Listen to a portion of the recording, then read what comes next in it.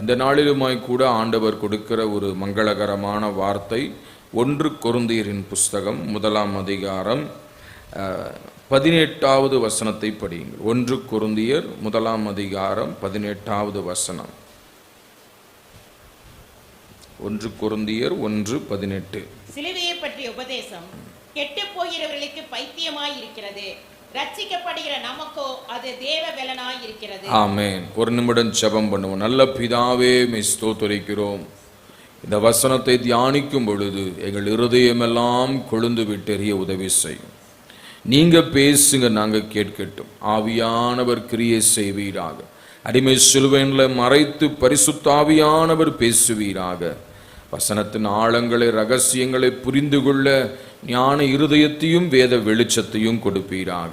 இயேசுவின் நாமத்தில் பிதாவே, ஆமேன், ஆமேன். மீண்டுமாக எல்லாரும் சேர்ந்து இந்த வசனத்தை படிக்கலாமா? சிலுவையை பற்றிய உபதேசம் கெட்டு போகிறவர்களுக்கு பைத்தியமாய் இருக்கிறது, ரட்சிக்கப்படுகிற நமக்கோ அது தேவ பலனாய் இருக்கிறது. இந்த வசனத்தின் மேல உங்க வலது கரத்தை வைத்து இந்த வசனத்தை சொந்தமாக்கி கொள்ள தேவனை ஸ்தோத்திரம் பண்ணுவோம். Praise God, hallelujah, ஸ்தோத்திரம், ஸ்தோத்திரம். ஒருவேளை நீங்கள் நினைக்கலாம், என்ன ஒரு ஆசீர்வாதமே சொல்லலையே, இப்படி வசனத்தை சொல்றாங்களே நீங்க நினைக்கலாம். ஆண்டவர் இதைத்தான் இந்த மாதத்துல நமக்கு வாக்கு பண்ணி இருக்கிறார். ஹல்லேலூயா, ஆமென். இந்த வசனத்தை நாம் படிக்கும் பொழுது 2 வகையான கூட்டம், 2 வகையான ஜனங்கள், உலகத்திலே பல வகையான ஜனங்கள் இருக்கிறார்கள். அதிலே ஆண்டவர் 2 பிரிவாக பிரித்து சொல்றார். ஒன்று சிலுவையை விரோதிக்கிற கூட்டம், ஒன்று சிலுவையை நேசிக்கிற கூட்டம். ஹல்லேலூயா. ஆக அந்த விரோதிக்கிற கூட்டத்துக்கு சொல்றாரு, சிலுவையை பற்றின உபதேசம் கெட்டு போகிறவர்களுக்கு பைத்தியமாய் தோன்றும், ரட்சிக்கப்படுகிற நமக்கோ அது எப்படி இருக்கா? தேவ பலனாய் இருக்கிறது. ஆக கெட்டு போகிற கூட்டத்தில் நாம் இருக்கிறோமா, ரட்சிக்கப்படுகிற கூட்டத்தில் நாம் இருக்கிறோமா என்று பார்க்கணும். கெட்டு போகிறவனுக்கு எப்படி இருக்குமா? பைத்தியமா இருக்கும், பைத்தியமா இருக்கும். சிலுவையை பத்தி சொன்ன எப்படி இருக்கும்? பைத்தியமா இருக்கும். பைத்தியம் அப்படின்னு சொன்னா யார் என்ன சொல்லுவாங்க? புத்தி சரியில்லாதவங்களை தான் என்ன சொல்லுவாங்க? பைத்தியம். சில நேரத்தில் நம்ம கூட சொல்லுவோம், உனக்கு என்ன பைத்தியமா பிடிச்சிருக்கு, ஏதாவது தேவையில்லாத பேசுனா என்ன சொல்றோம்? நம்ம சொல்றோம் இல்லையா? ஆமேன். நெட்டு லூஸ் ஆயிடுச்சாட்டிருக்கு அப்படின்றோம். காரணம் என்ன? ஒரு காரியத்தை மாற்றி பேசும் பொழுது, விரோதமாய் பேசும் பொழுது அதுக்கு நாம் அப்படி சொல்றோம். ஆமேன். அப்ப சிலுவையை பற்றிய சிலுவையை பற்றிய உபதேசம் என்ன? Breaching about cross. சிலுவையை பற்றிய போதனைகள், சிலுவையை பற்றி சொல்லுதல் எப்படி இருக்குமா? சிலருக்கு பைத்தியமாய் இருக்கும்.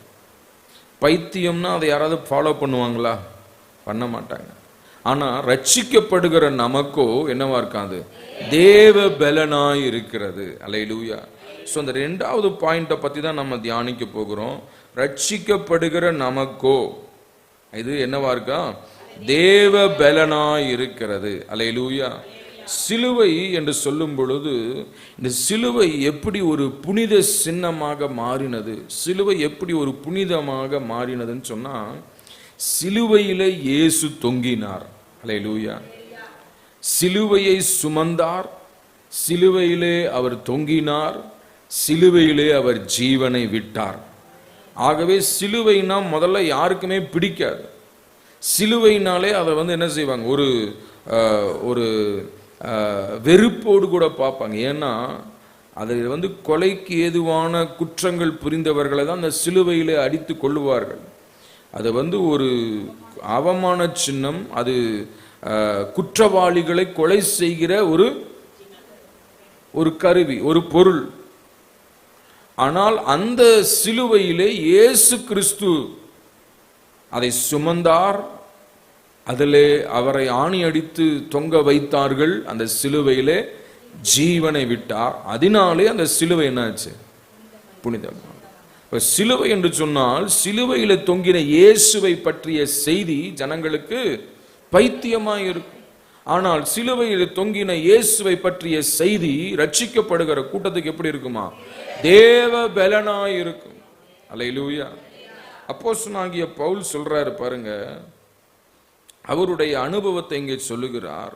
இதிலேயே 1ஆம் அதிகாரம் 33வது வசனத்தை நீங்கள் வாசிக்கும் பொழுது 1:33 வாசிங்க. 1:23. நாங்களோ சிலுவையில் அறையப்பட்ட கிறிஸ்துவை பிரசங்கிக்கிறோம். அவர் யூதருக்கு இடரலாயும் கிரேக்கருக்கு பைத்தியமாயும் இருக்கிறார். ஆகிலும் யூதரானாலும் கிரேக்கரானாலும் எவர்கள் அழைக்கப்பட்டு இருக்கிறார்களோ அவர்களுக்கு கிறிஸ்து தேவ பலனும் தேவ ஞானமுமாய் இருக்கிறார். நாங்களோ சிலுவையில் அறையப்பட்ட கிறிஸ்துவையே பிரசங்கிக்கிறோம். As for us, we preach about Christ who hang on the cross. நாங்கள் சிலுவை பற்றியே பிரசங்கிக்கிறோம். இது யூதருக்கு இடரலாயும் கிரேக்கருக்கு பைத்தியமாயும் இருக்கு. இன்றைக்கு உலக ஞானத்தை தேடி ஜனங்கள் ஓடிக்கொண்டிருக்கிறார்கள். உலக பொருட்களை தேடி ஓடிக்கொண்டிருக்கிறார்கள். இந்த பூமிதான் நிரந்தரம் என்று நினைத்து ஓடிக்கொண்டிருக்கிறார்கள். அவர்களுக்கு நித்தியத்தை பற்றி சொல்லும் பொழுது, பரலோகத்தை பற்றி சொல்லும் பொழுது, இந்த தேடி சம்பாதிக்கிற பொருட்கள் எல்லாம் அழிந்து போகும் என்று சொல்லும் பொழுது அவனுக்கு என்னமா தோணுது? பைத்தியமாய் தோன்றுகிறது. இல்லைங்களா? அதனாலதான் சொல்றாரு பாருங்க, யூதர்களுக்கு இடரலாயும் கிரேக்கருக்கு பைத்தியம். ஆமென். கிரேக்கர்கள் எல்லாம் ஞானத்தை தேடுகிறவர்கள். ஆக இப்படி உலகத்தை தேடி போகிற மக்கள், ஞானத்தை தேடி போகிற மக்கள், உலக ஆசீர்வாதங்களை தேடியே வாழ்ந்து கொண்டிருக்கிற மக்களுக்கு என்ன தெரியும்? இது பைத்தியமாய் தோன்றும். கீழேயே பார்த்துட்டு இருப்பாங்க சில பேர். என்ன இந்த பூமியில கிடைக்கும், என்ன கிடைக்க போகுது, இதை பார்த்துட்டு இருக்கிற ஜனங்களுக்கு மேல ஒண்ணு இருக்குதுப்பா அப்படின்னு என்ன தெரியும்? அது பைத்தியமா? ஏயா கீழே இருக்கிறதாயா நமக்கு, அதை விட்டுட்டு மேல எங்க பார்க்கறது அப்படின்னு நினைப்பாங்க.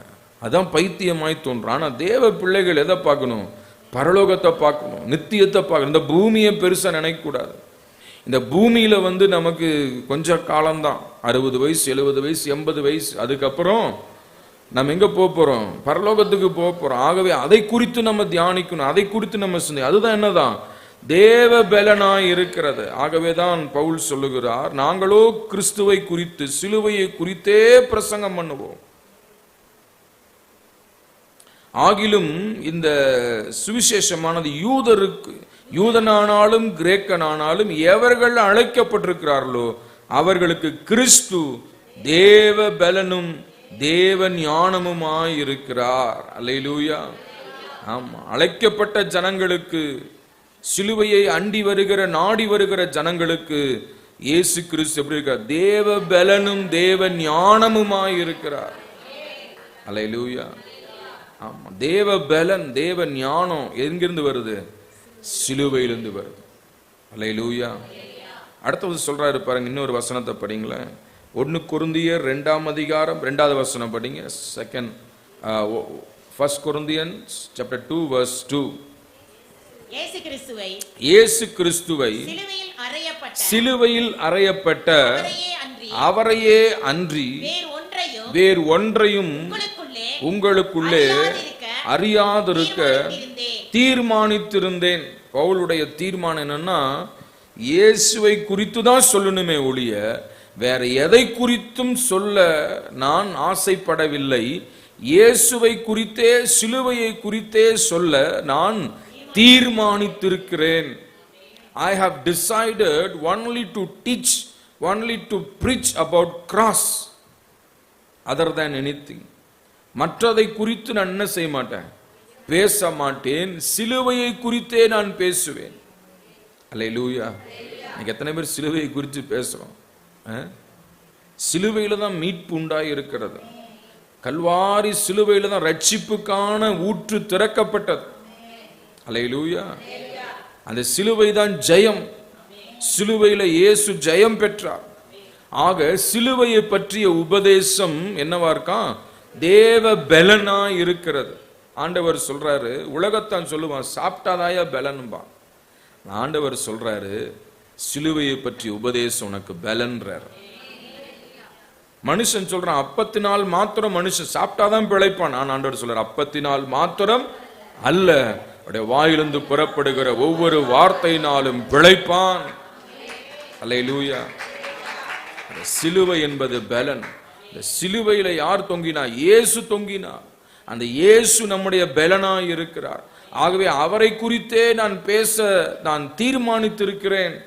அவரை அல்லாமல் வேறு ஒன்றை குறித்து என்ன செய்ய மாட்டேன், நான் பேச மாட்டேன். இப்படி இந்த தீர்மானத்தில் இருந்தபடினாலதான் பவுலுடைய கிறிஸ்தவ வாழ்க்கை ஒரு ஜெயமுள்ள வாழ்க்கையாக இருந்தது. அல்லேலூயா. இன்றைக்கு ஜனங்கள் என்ன நினைக்கிறாங்க, சிலுவையை விட்டுட்டு வேற எதை வேணா பேசலாம், சிலுவையை பத்தி பேசக்கூடாது. ஏன்னா சிலுவை எப்படி இருக்கு, அவங்களுக்கு பைத்தியமா இருக்கு. அவன் கெட்டு போகிறவன், அழிந்து போகிறவன், நரகத்துக்கு போகிறவன். ஆனா ரட்சிக்கப்படுகிற நமக்கோ என்னவா இருக்கான், தேவ பலனாய் இருக்கிறது. ஆகவே ஒவ்வொரு வேலையை செய்யறதுக்கு நமக்கு பலன் வேணும். பலன் இல்லைன்னா வேலை செய்ய முடியுமா? இன்னைக்கு காலையில பலமுள்ளவர்கள் எழுந்து குளிச்சு ஜெபம் பண்ணி ஆயத்தமாகி நடந்து வாகனங்கள்ல இப்படி எல்லாம் வந்திருக்கிறீங்க. பலன் இல்லாதவர்கள் என்ன செய்யறாங்க? ஆமென். ஆக தேவ பிள்ளையே, எதுக்கு சொல்றேன், கிறிஸ்து நம்முடைய பலனாய் இருக்கிறார். அல்லேலூயா. ஒரு காரியத்தை செய்ய, ஒரு வேலையை செய்ய பலன் தேவை. அப்ப இயேசுவை தேடும் பொழுது, சிலுவையை தேடும் பொழுது ஆண்டவர் என்ன கொடுக்கிறாருங்க, பலத்தை கொடுக்கிறார். அல்லேலூயா.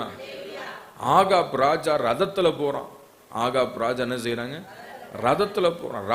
ராஜா சாப்பாட சாப்பிட்டு என்ன செய்யறான், ராஜா சாப்பாடு எப்படி இருக்கும், அறுசுவை உணவு இருக்கும் இல்லையா, நல்ல போஷாக்கு இருக்கும், நல்ல திருப்தியான ஆகாரம் இருக்கும். ஆனா எலியா 3.5 வருஷம் என்ன சாப்பிட்டாரு, சாரிபாத் ஒரு விதவையின் வீட்டில் இட்லியும் தோசையும் தான் சாப்பிட்டாரு. மாவு தானே இருந்துச்சு அவங்க வீட்டில், அதை வச்சு என்ன சாப்பிட முடியும், இட்லி தோசை பணியாரம் ஊத்தாப்பம் தான். ஹோட்டல் கடைக்கு போனால் ஒரே மாவு தான் இருக்கும். அந்த ஒரு மாவுலேயே சொல்லுவாங்க, ஆனியன் வேணுமா, ஊத்தாப்பா வேணுமா, ரோஸ்ட் வேணுமா, அது வேணுமா, இது வேணுமா, எல்லாம் ஒரே மாவு தான், செய்முறை வித்தியாசம். அந்த மாதிரி எலியா சாப்பிட்டது என்ன, சாரிபாத் ஊர் விதவையின் வீட்டில் அப்பமும் அடையும் இதான் சாப்பிட்டார். ராஜா என்ன சாப்பிட்டுருப்பாரு. ஆனா பாருங்க, எலியா அந்த மலையில போய் ஜெபம் பண்ணிட்டு அவர் சொல்றாரு, ஒரு கையளவு மேகம் வரத வேலைக்காரன் பாட்டு வந்து சொன்னோன்னு, பெருமழை வரப்போகுது, மழை தடைப்படுத்தாதபடிக்கு என்ன செய், ரதத்துல போய் சேருன்றார் ஆகாப் பார்த்து. இப்ப ஆகாப் என்ன செய்யற, ரதத்துல உட்கார்ந்து குதிரை ஓடுறது அந்த பலத்துல ஓடி போயிட்டு இருக்கிறாரு. ஆனா வேதம் சொல்லுகிறது, எலியாவோ என்ன செஞ்சாராம், ஆகாபின் ரதத்தை துரத்திட்டு ஓடல, ரதத்திற்கு முன்னாக எங்க எருசலேமுக்கு வர வரைக்கும் என்ன செஞ்சாராம், ரதத்திற்கு முன்னாக ஓடினார். இதுதான் தேவ பலன். அல்லேலூயா. தேவ ஞானம். ஆக சிலுவையை பற்றி தியானிக்கிற, சிலுவையை யோசிக்கிற, சிலுவையின் உபதேசத்தை வாஞ்சிக்கிற பிள்ளைகளுக்கு தேவனுடைய பலனை கொடுப்பார். அந்த தேவ பலன் ஆகாபின் ரதத்திற்கு முன்பதாக ஓட செய்யும். அல்லேலூயா. இதை புரிந்து கொள்ளவே முடியாது. எலியா வயசானவர். ஆமென். வயசானவர் என்ன செய்யறாருங்க, ஓடுறாரு, முன்னாடி ஓடுறாரு. காரணம் என்ன, தேவ பலன். வயசான காலத்திலும் நம்ம ஆரோக்கியமா பலனா இருப்போம் அப்படின்னா தேவ பலன் நமக்குள்ள இருக்கணும். அல்லேலூயா. காலேப் சொல்றாரு, எனக்கு 85 வயசு ஆச்சு, இன்னும் எனக்கு என்ன இருக்கு, பலன் இருக்கு, பலன் குன்றி போகல. அப்ப அது அவருடைய பலன் அல்ல, அவர் உத்தமமாய் வாழ்ந்தபடினால தேவ பலன் இருந்தது. மோசே 120 வயசு வரைக்கும் அவன் பலன் என்ன செய்யலையா, குன்றி போகவில்லை, கண்கள் இருளடையவில்லை. ஆண்டவர் நல்ல பலத்தை கொடுத்தார். இதுதான் என்னதுங்க, தேவ பலன். அல்லேலூயா. ஒவ்வொரு கர்த்தருடைய பிள்ளைக்கும் என்ன வேணும், தேவ பலன் வேணும். அந்த தேவ பலன் உணவினால் வருகிற பலன் அல்ல, உடற்பயிற்சியினால் வருகிற பலன் அல்ல, அது பரத்திலிருந்து இறங்கி வருகிற பலன், அது பரிசுத்த ஆவி கொடுக்கிற பலன், அது வார்த்தை கொடுக்கிற பலன். அல்லேலூயா. அது சிலுவையை கொடுக்கிற பலன். பவுல் சொல்றார், இந்த சிலுவையை குறித்து மட்டுமே நான் பேசுவேன், வேற ஒன்றை குறித்தும் பேச மாட்டேன், சிலுவையை பற்றியே பேசுவேன் என்று தீர்மானித்திருக்கிறேன். அப்ப ஆண்டவரை குறித்தே நாம் பேசி அவருக்காகவே வாழும் பொழுது அவர் அந்த பலத்தை நமக்கு கொடுப்பார். அல்லேலூயா, ஆமென். தேவனை தேடுகிற பிள்ளைகளுடைய பலன் குன்றி போவதில்லை. அல்லேலூயா, ஆமென். சுகம் ஒரு பலன், பொருளாதாரம் ஒரு பலன் இல்லையா, மனதுல சந்தோஷம் ஒரு பலன், ஆமென். மகிழ்ச்சியா இருப்பதே உங்களுடைய பலன். அப்போ இது எல்லாவற்றையும் யார் கொடுக்கிறார்? தேவன் கொடுக்கிறார். உதாரணமா சொல்றேன் பாருங்க, உங்க கையில காசே இல்லை அப்படின்னு எப்படி இருக்கும்? பலன் எல்லாம் போயிடும். இப்ப தேவ பலன் என்று சொல்லும் பொழுது என்ன தருவார் அவரு? அந்த தேவ பலன் நமக்கு பொருளாதார தேவைகளை சந்திக்கும். அல்லேலூயா, ஆமாங்க. இந்த தேவ பலன் நமக்கு தேவையான சுகத்தை கொடுக்கும். அப்ப சிலுவையை குறித்தே நீங்கள் தியானிக்கும் பொழுது, சிந்திக்கும் பொழுது சிலுவை என்ன செய்யும்? நிச்சயமா பலனை கொடுக்கும். அல்லேலூயா. ஒரு கதை ஒன்று எனக்கு ஞாபகத்திற்கு வருகிறது. ஒரு வீட்டில் ஒரு தகப்பன், ஒரு அம்மா, ஒரு மகன், பெரிய வசதி படைத்தவர்கள். அந்த நாட்களில் என்னாச்சு, அவனுடைய அம்மா மரித்து போனார்கள். இந்த பையன் ரொம்ப குறும்புக்கார பையனாக இருந்தான். ஒன்றும் என்ன செய்யல, அவன் அப்பா பேச்சுக்கு கீழ்ப்படியவே இல்லை. அப்பாவுக்கு ரொம்ப மனவேதனையாக இருந்துச்சு. என் காலத்துக்கு அப்புறம் அந்த பையன் என்ன செய்ய போறானோ அப்படின்னு என்ன ஆச்சுங்க, ஒரு பெரிய மனக்கவலையாக இருந்துச்சு. அப்போ அப்பா என்ன பண்ணாரு, ஒரு மரத்தினால் செய்யப்பட்ட ஒரு சிலுவை அவங்க வீட்டில் வாங்கிட்டு வந்து வச்சார். அந்த அப்பா அவன்கிட்ட அடிக்கடி சொல்லுவார், டே தம்பி, சிலுவையை மறந்துடாத அப்படின்னு சொல்லிட்டே இருப்பார். அப்போ என்ன செஞ்சார், அவன் திருந்தி வராதபடினாலே இந்த அப்பா அவருக்குரிய சொத்து பத்துக்கள் எல்லாவற்றையும் விற்று அவைகள் எல்லாம் கோல்டு காயினாக, தங்க காசுகளாக மாற்றி ஒவ்வொரு காசாக அந்த சிலுவையில போட்டு வச்சிருந்தார். சிலுவையில போட்டு பையனுக்கு தெரியல. அப்போ அந்த பையன் அப்படியே குறும்பு பண்ணிட்டே இருக்கிறான், கீழ்ப்படியவே இல்லை. அவங்க அப்பா பார்த்து பார்த்து இவன் திருந்துவான்னு பார்த்தார், திருந்தின பாடல்ல அவர் மரித்து போய்விட்டார். எல்லாம் அடக்கமெல்லாம் முடிஞ்சுது. அதுக்கப்புறம் அந்த பையன் வீட்டில் தேடி பார்க்குறான், ஏதாவது காசு இருக்குமா, பணம் இருக்குமா, சொத்து சுகம் இருக்குமா, ஏதாவது டாக்குமெண்ட் இருக்குமா, எல்லாம் தேடி பார்க்குறான். ஒன்றுமே இல்லை. அந்த வீட்டில் சிலுவையை தவிர ஒன்றும் இல்லை, எல்லாம் போயிடுச்சு. இப்போ அவனுக்கு சரியான கோபம், ஆத்திரம். எங்கள் அப்பா எல்லாத்தையும் தூத்திட்டார், எல்லாத்தையும் செலவழிச்சிட்டார், ஒன்றுமே வீட்டில் வைக்கல, அப்படியான்னு சரியான டென்ஷன் ஆயிடுச்சு அவனுக்கு. அப்போ வீட்டில் சுற்றி முத்தியும் பார்த்தா ஒரே ஒரு மர சிலுவை தொங்கிட்டு இருக்கு. அவனுக்கு ஆத்திரம் இந்த சிலுவை மாத்திரத்துக்கு வச்சிருக்கிறாரு, இதை தூக்கி போட்டால் சரியா போயிடும். அதை கழட்டி கீழே போட்டான் பாருங்க, அது உடஞ்சாலேருந்து எல்லா தங்க காசுகளாக சிதறிச்சு. அப்போதான் யோசிச்சோம், ஓ, இந்த சிலுவைக்குள்ள இவ்வளவு ஆசீர்வாதமா. அன்று முதல் அந்த சிலுவை எடுத்து தன் மார்போடு அணைத்து கொண்டான். அதை போல் இன்றைக்கு ஜனங்கள் உலகத்தை தேடி தேடி இங்க போனா கிடைக்குமா, அங்க போனா கிடைக்குமா, ஒன்றும் கிடைக்காம டென்ஷன் ஆயிட்டே இருக்கிறான். ஆனால் சிலுவைக்குள்ளதான் எல்லா ஆசீர்வாதங்களும் இருக்கிறது என்பதை அறியாமல் இருக்கிறான். சிலுவையை நாம் அண்டி வரும் பொழுது, சிலுவையை தேடி வரும் பொழுது, சிலுவையை பற்றி கொள்ளும் பொழுது, அந்த சிலுவைக்குள்ளே நாம் வாழுவதற்கு தேவையான அத்தனை ஆசீர்வாதங்களையும் தேவன் நமக்காக வைத்திருக்கிறார். அல்லேலூயா. சிலுவை கிட்ட வராத வரைக்கும் ஒன்றும் தெரியாது. இது பைத்தியமா, இந்த மரத்துல, இந்த பழைய மரத்துல என்ன இருக்க போகுது, அதுதான் அவனு யோசனை. மற்றதெல்லாம் தேடுறான், பீரோவை தேடுறான், அங்கே தேடுறான், ஒன்றுமே இல்லை.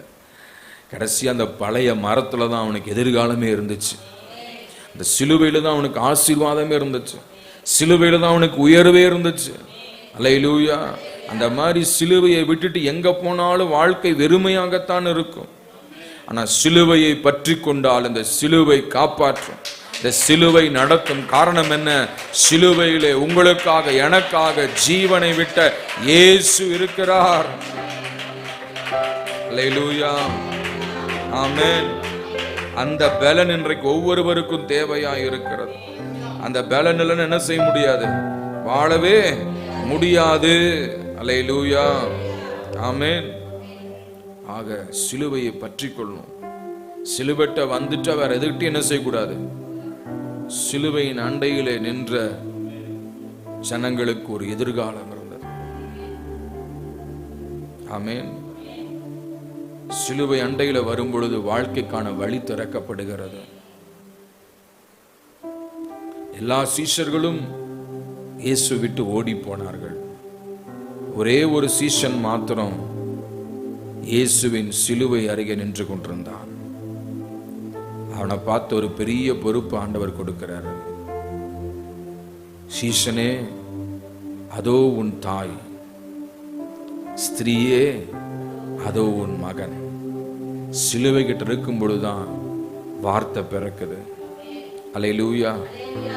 உறவுகள் பலப்படுகிறது. இந்த சிலுவை அண்டையில நிற்கும் பொழுது யாரையும் ஆண்டவர் அனாதையாய் விடுவதில்லை. இதான் சிலுவையின் உபதேசம். அல்லேலூயா. இந்த சிலுவை எதை குறிக்கிறது? தியாகத்தை குறிக்கிறது. தியாகம். இந்த உபதேசம் தான் தெய்வ பலன். இயேசு தன்னையே என்ன செஞ்சாருங்க? தியாகம் பண்ணினார். தியாகம் பண்ணினார். இன்னைக்கு எத்தனை பேர் தியாகம் பண்ண ரெடியா இருக்கிறோம்? யோசிச்சு பாருங்க. வேதம் என்ன சொல்லுகிறது பாருங்க. கொலோசியர் 1 அதிகாரம் 20வது வசனம். Book of Colossians chapter 1 verse 20. கொலோசியர் 1:20. அவர் சிலுவையில் சிந்தின இரத்தத்தினாலே சமாதானத்தை உண்டாக்கி பூலோகத்தில் உள்ளவைகள் பரலோகத்தில் உள்ளவைகள் யாவையும் அவர் மூலமாய் தமக்கு ஒப்புரவாக்கி கொள்ளவும் அவருக்கு பிரியமாயிற்று. சரி, அவர் சிலுவையிலே சிந்தின இரத்தத்தினாலே சமாதானத்தை உண்டாக்கி. சிலுவையிலே இயேசு என்ன பண்ணார்? தியாகம் பண்ணினார். தன் ரத்தத்தையே கொடுத்தார். இதுதான் சிலுவையை பற்றி உபதேசம். இப்போ நம்ம என்ன செய்யணும்? மற்றவர்களுக்காக ஒப்பு கொடுக்கணும். நமக்குள் இருக்கிற சத்தியத்தை மற்றவர்களுக்கு சொல்லணும். இதுதான் தியாகம். ஆமென். அந்த இயேசு செய்த தியாகம் தான் இன்றைக்கு லட்சோப லட்ச கோடிக்கணக்கான மக்களை வாழ வைத்து கொண்டிருக்கிறது. அல்லேலூயா. இதான் சிலுவையின் உபதேசம். அப்ப நாம் என்ன செய்யணும்? தியாகம் செய்ய வேண்டும். அல்லேலூயா. ஜனங்கள் ரட்சிக்கப்படுவதற்காக, ஜனங்கள் இயேசு வண்டையிலே வருவதற்காக நம்மை தியாகம் செய்து நாம் என்ன செய்யணும்? சுவிசேஷத்தை ஜனங்களுக்கு அறிவிக்க வேண்டும். இயேசு கிறிஸ்து இல்ல, நான் ரத்தத்தை சிந்த முடியாது, நான் கல்வாரிக்கு போக முடியாது, பாடுகளை அனுபவிக்க முடியாதுன்னு சொல்லியிருந்தா இன்றைக்கு ரட்சிப்பு வந்திருக்குமா? சொல்லுங்க. எத்தனையோ ஜனங்கள் ரட்சிக்கப்பட்டது காரணம் என்ன? அன்று இயேசு தன்னையே தியாகம் செய்தார். அல்லேலூயா. அவர் தேவகுமாரனா இருந்து, தேவனுக்கு சமமாய் இருந்து, பரலோகத்தை விட்டு இந்த பூலோகத்துக்கு வந்தது ஒரு தியாகம். இந்த பூலோகத்திலே அவர் அடிமையின் ரூபம் எடுத்து வந்து அவர் ஒரு எளிமையான வாழ்க்கை வாழ்ந்தது அவர் செய்த தியாகம். அவர் மாட்டுத் தொழுவத்திலே பிறந்தது அவர் செய்த தியாகம். அவர் ஏழை எளிய ஜனங்களை தேடி வந்து அவர்களோடு உண்டு உறவாடி வாழ்ந்தது ஒரு தியாகம். அல்லேலூயா. அது மாத்திரமல்ல, அவர் கல்வாரி சிலுவையிலே பாடு மரணங்களை ஏற்றது ஒரு தியாகம். வாழ்க்கை முழுக்க தியாகம் செய்தவர். அல்லேலூயா. தேவ பிள்ளை, நம்ம ஆண்டவருக்கா என்ன தியாகம் செய்யும்? தியாகம் என்னதுங்க? விட்டு கொடுத்தல், ஒரு அர்ப்பணிப்பு, தன்னையே ஒப்பு கொடுத்தல். தான் தியாகம். தியாகமான ஒரு வாழ்க்கை. ஆக அதுதான் தேவ பலனாய் இருக்கிறது. ஆமென். அதான் சிலுவையின் உபதேசம். நம்மை தியாகம் செய்ய வேண்டும். ரத்தம் தான் உயிர். ரத்தத்துல தான் பலன் இருக்கு. ரத்தத்துல தான் ஜீவன் இருக்கு. ஒரு மனுஷனுக்கு ரத்தம் எல்லாம் போச்சுன்னா உயிர் போயிடும். இல்லை, ரத்தம் குறைஞ்சாலே பலவீனம் வருது. அப்ப இயேசு கிறிஸ்து தன் ரத்தத்தையே சிந்தினார். அதான் சிலுவையின் உபதேசம். தன்னை தியாகம் செய்தார், தன்னை தத்தம் செய்தார், தன்னை ஒப்பு கொடுத்தார், தன் ஜீவனையே மற்றவர்களுக்காய் கொடுத்தார். அல்லேலூயா. இதுதான் அன்பு, இதுதான் பாசம். ஆண்டவர் வைத்த ஒரு நேசம். யாருக்காக தியாகம் பண்ணாரு? பாவிகளாகிய மனிதர்களுக்காக. ஆமென். அப்படியானால் நாமும் தியாகமான ஒரு வாழ்க்கை வாழணும். எதற்காக? மற்றவர்களை ரட்சிப்புக்குள்ள வழி நடத்துவதற்காக. அல்லேலூயா. அடுத்தது பிலிப்பியர் 2 அதிகாரம் 8வது வசனம் படிங்க. பிலிப்பியர் 2:8. சீக்கிரமா படிங்க, முடிச்சிடலாம். அவர் மனுஷரூபமாய் காணப்பட்டு மரண பரியந்தம், அதாவது சிலுவையின் மரண பரியந்தமும் கீழ்ப்படிந்தவராகி தம்மை தாமே தாழ்த்தினார். ஆமென். அடுத்த சிலுவை பற்றி உபதேசம் என்ன? மரண பரியந்தம் இயேசு எப்படி இருந்தாரா? பிதாவுக்கு கீழ்ப்படிந்திருந்தார். அல்லேலூயா. அப்ப மரண பரியந்தம் நாம் என்ன செய்யணும்? கீழ்ப்படிந்திருக்கணும். வசனத்துக்கு கீழ்ப்படியணும், தேவனுக்கு கீழ்ப்படியணும், சத்தியத்துக்கு கீழ்ப்படியணும். ஆமென். அல்லேலூயா. சிலுவையின் மரண பரியந்தம் இயேசு கிறிஸ்து என்ன செஞ்சாராம்? கீழ்ப்படிந்திருந்தார். அவர் யாருங்க? அவர் சொன்ன காற்று கீழ்ப்படியுது, அவர் சொன்ன கடல் கீழ்ப்படியுது, அவர் சொன்ன இயற்கைகளே கீழ்ப்படியுது. அப்படிப்பட்ட அதிகாரமுடையவராய் இருந்தும் அவர் என்ன செஞ்சாருங்க? தேவனுக்கு கீழ்ப்படிந்திருந்தார். அல்லேலூயா. இன்னைக்கு ஒரு சின்ன பையன் கூட கீழ்ப்படுகிறது இல்லையே, சொல்ற பச்சை கேட்கறது இல்லையே. சிலுவையின் உபதேசம் என்ன? கீழ்ப்படிதல். அல்லேலூயா. இதுதான் தேவ பலனாய் இருக்கிறது. ஆமென். சிலுவையின் உபதேசம் கீழ்ப்படுதல். கீழ்ப்படி இருந்தாதான் மேல் படிக்கு வர முடியும். இன்னைக்கு கீழ்ப்படி யோசிக்கிறதே இல்லை. இப்போ மேலே தான் நம்ம சர்ச் இருக்கு, ஏறி வரணும், ஏறி வந்தால் தான் மேலே சபைக்குள்ள வர முடியும். அப்போ கீழ்ப்படியில் நான் ஏற மாட்டேன், மேல் படிக்கு போகணுன்னா எப்படி முடியும்? சான்ஸே இல்லை. கீழ்ப்படியிலேருந்து ஏறணும், சின்னதுலேருந்து என்ன செய்யணும்? ஏறணும், ஆரம்பத்திலேருந்து ஏறணும். அப்போ தான் என்ன செய்ய முடியும்? மேலே வர முடியும். இயேசு கிறிஸ்து எல்லா நாமங்களுக்கும் மேலாக அவர் உயர்த்தப்பட்டார், எல்லா அதிகாரங்களுக்கும் மேலாக அவர் அதிகாரமுடையவராய் இருக்கிறார். அதுக்கு எல்லாவற்றுக்கும் காரணம் என்ன? He was obedient to his father until the death on the cross of Calvary. ஆமென். அவர் சிலுவையின் மரண பரியந்தம் கீழ்ப்படிந்தவராய். இன்னைக்கு கொஞ்சம் ஆரம்பத்தில் கீழ்ப்படிவாங்க, அப்புறம் கொஞ்சம் போன நாட்கள் ஆனதுக்கு அப்புறம் என்ன சொல்லுவாங்க? சொல்லுங்க, எனக்கு எல்லாம் தெரியும், நீ வேலையை பாருன்றுவாங்க. ஆனால் இயேசு கிறிஸ்து என்ன செஞ்சாருங்க? மரண பரியந்தம் கீழ்ப்படிந்தவர். அதான் சிலுவையின் உபதேசம். இதுதான் நமக்கு தேவ பலனாய் இருக்கிறது. அல்லேலூயா. தேவ பலனு தான். இப்படி நிறைய காரியங்கள் என்ன செய்யலாம்? சொல்லிட்டே போகலாம். சிலுவையில் தான் ரட்சிப்பு, சிலுவையில் தான் மீட்பு, சிலுவையில் தான் சுகம். சிலுவையை நோக்கி பார்த்தவர்கள் பிழைத்தார்கள். மோசேயினால் கொள்ளிவாய் சர்ப்பம் வனாந்தரத்தில் உயர்த்தப்பட்டது. அதாவது அந்த கொள்ளிவாய் சர்ப்பத்தினால் கடிக்கப்பட்டவர்களெல்லாம் அந்த வெண்கல சர்ப்பத்தை பார்த்த பொழுது என்ன செஞ்சாங்க? பிழைத்தார்கள். அப்ப பிழைக்கணும்னு சொன்னா, ஆமென், பாவத்திலிருந்து விஷத்திலிருந்து பிழைக்கணும்னு சொன்னா சிலுவையை நோக்கி பார்த்தவரெல்லாம் பிழைத்தார்கள். ஆக சிலுவை என்பது தேவ பிள்ளைகளுக்கு ஒரு பலன். சிலுவையை பற்றிய போதனைகள் ஒரு பலன். சிலுவை இடத்துல ஏராளமான ஆசீர்வாதங்கள் இருக்கிறது. ஆக சிலுவை என்ன செய்வோம்? விடாமல் பற்றி கொள்ளுவோம், சிலுவையை சார்ந்து கொள்ளுவோம். மேன்மை பாராட்ட வேண்டுமானால் பவுல் சொல்றாரு, சிலுவையை குறித்தே நான் மேன்மை பாராட்டுவேன். If I want to boast anything, I will not boast about myself, but I will boast about Christ who crucified on the cross. சிலுவையை குறித்தே நான் என்ன செய்வேன்? மேன்மை பாராட்டுவேன். ஆகவே தேவ பிள்ளையே, சிலுவையை சார்ந்து கொள்ளுவோம், சிலுவையை பிடித்து கொள்ளுவோம். சிலுவை நாதர் இயேசு நமக்கு பலனை கொடுத்து நடத்த வல்லவராய் இருக்கிறார். ரட்சிக்கப்படுகிற நமக்கோ சிலுவையின் உபதேசமே தேவ பலனாய் இருக்கிறது.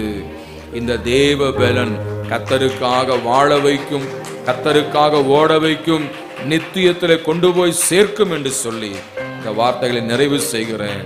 கர்த்தர் நாமம் மகிமைப்படுவதாக.